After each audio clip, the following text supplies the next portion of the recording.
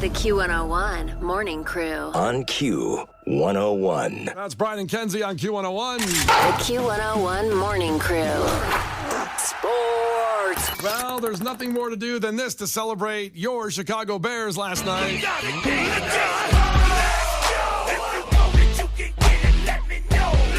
it open and making the catch inside the 30-yard line. DJ Moore. Four-man rush again. Fields to the end zone.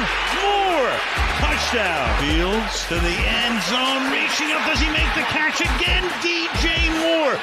Howell throws it. It's going to be picked off. Greg Stroman intercepting it on the pass right over the middle. Fields again. Over the middle. Caught. Connect. Touchdown. Howell fires. That's caught. It's going to be a first down here. Catch is made. Thomas. Ball comes out.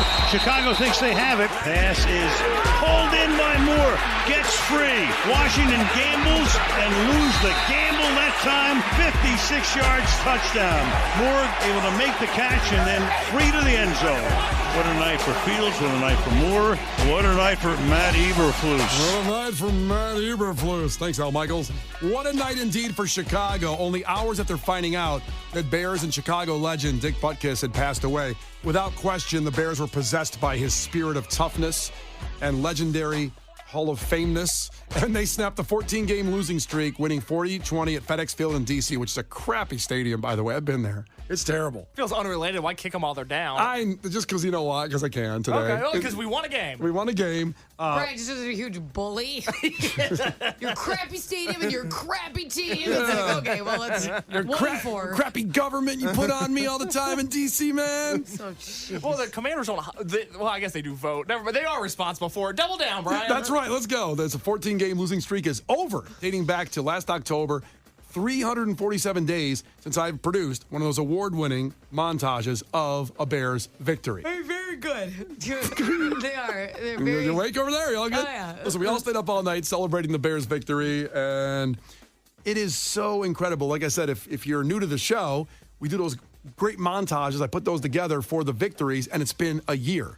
A couple weeks, it would have been exactly a year with no victory. So DJ Moore was obviously insane, did something no Bears receiver has done in 50 years, 230 yards, 8 catches with 3 touchdowns. So no Bears receiver has had more than 200 yards and 3 touchdowns in a game in the Super Bowl era, which is also kind of sad at the same time. Yeah, I can't even think of a Bears receiver that would have a chance of getting 3 touchdowns in a game. That's just not what they do. Yeah, I mean, comparison of a player that's on the team now, Cole Kmet was last year's receiving yards leader with 544 in a season. DJ Moore already has 531 yards in 5 games. Yes. Let's go. I can think of players that would drop it 3 times, almost getting a touchdown. Yeah. Or throw 3 interceptions. Mm-hmm. Right? All those seem... We can come up with some I've names. seen that happen before. Yeah, no, for sure. I can roll the tape. Yeah. Very incredible. Justin Fields also, in just 2 weeks, 617 yards, 8 touchdowns. Last night, 282. He ran 57. He looked free. He looked like, okay, I might go back in. Maybe he is the guy. I'm so confused. Yeah, you don't know what to do with these emotions. You've never gone to therapy before. No, this might be a time to start. I don't know. The Bears might have put you in therapy. I'm glad they won this week because it would have been a long week for Kenzie and I had they lost. Here's the problem.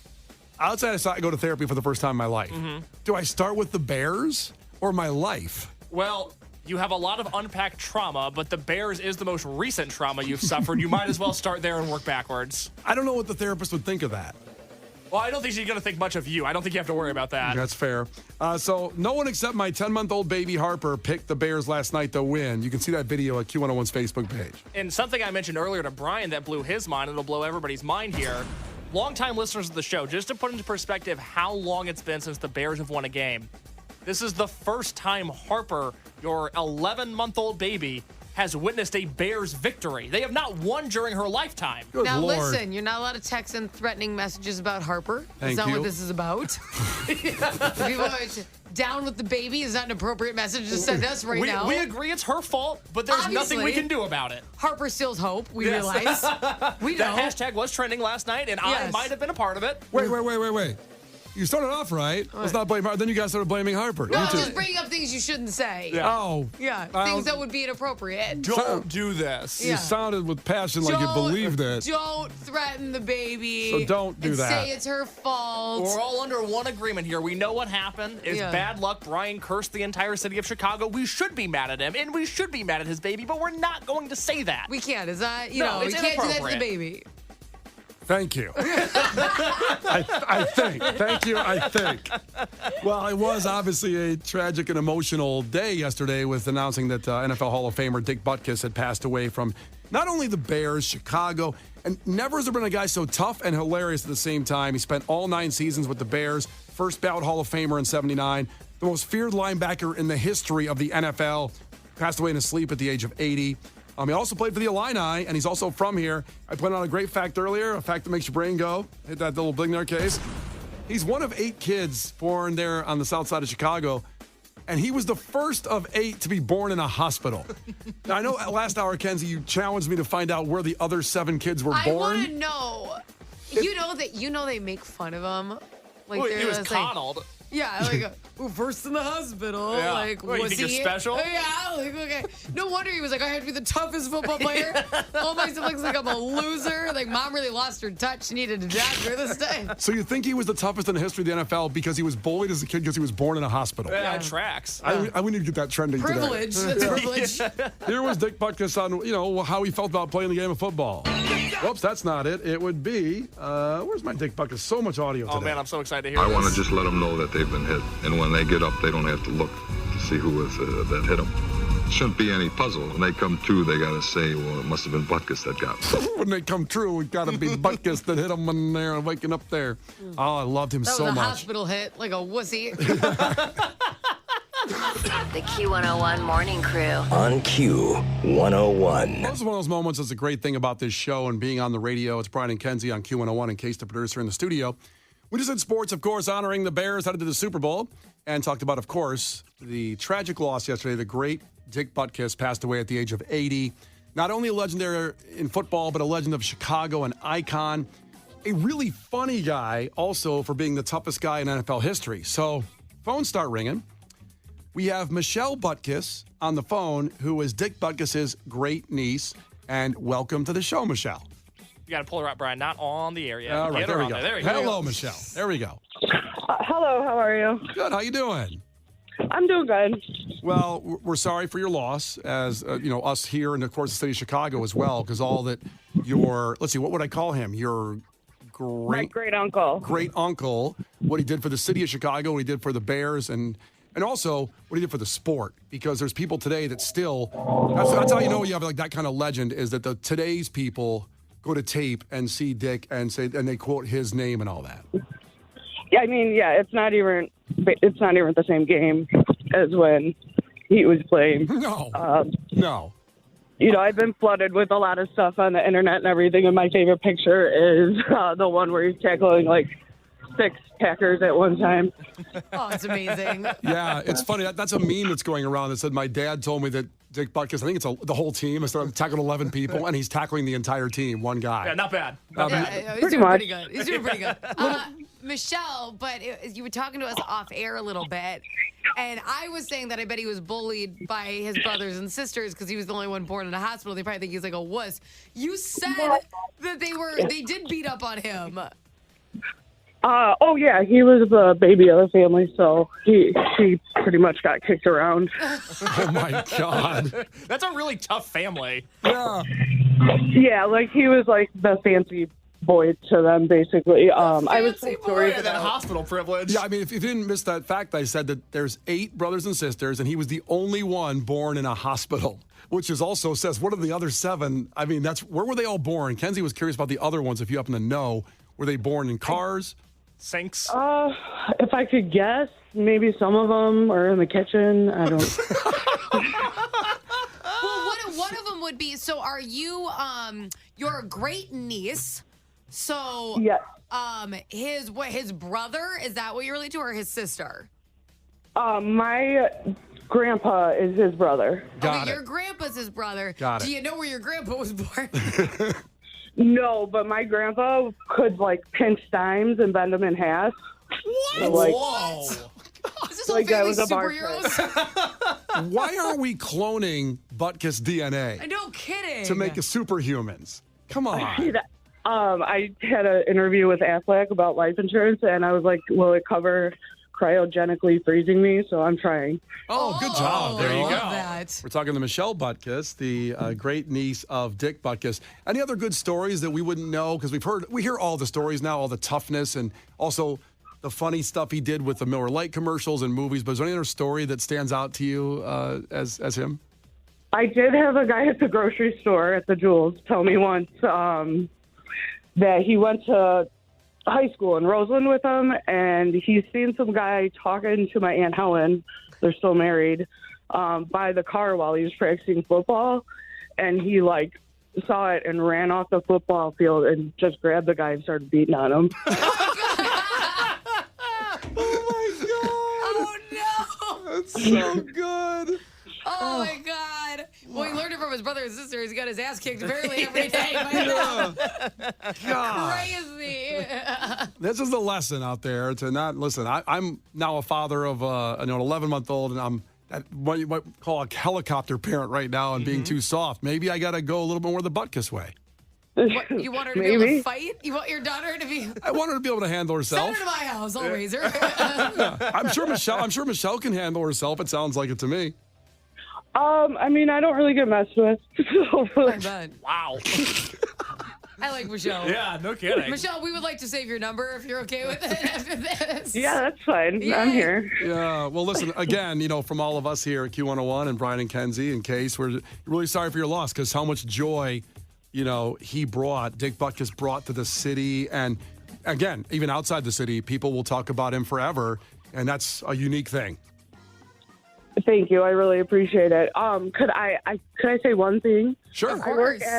I work at South Suburban Humane Society in Matson, and we have a very awesome dog right now named Butkus. He's been named that for weeks. Oh, But he really needs a home, and we have some other dogs that really need homes or fosters.